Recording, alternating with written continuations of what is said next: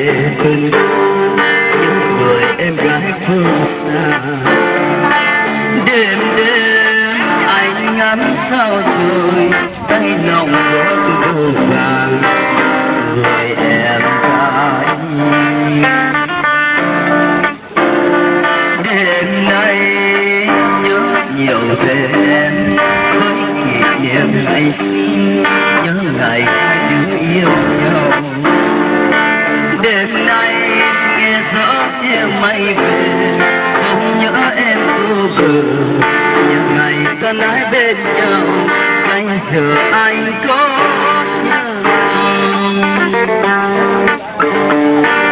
nhớ chiều nào mưa bay, mình cùng chung bước trên con đường dài, đường về xa lắm em ơi.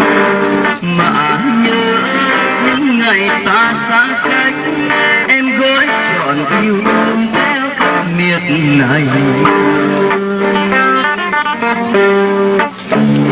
Em ơi giữ trời đầy sao, nhớ về mùa thu, nhớ ngày hai đứa yêu nhau.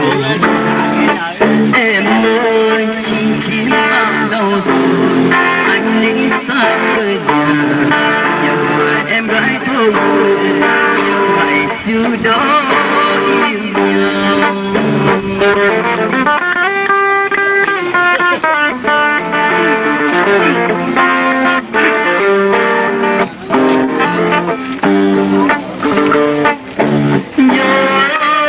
Chiều nào mưa bay, mình cùng chung bước trên con đường dài, đường về xa lắm em ơi.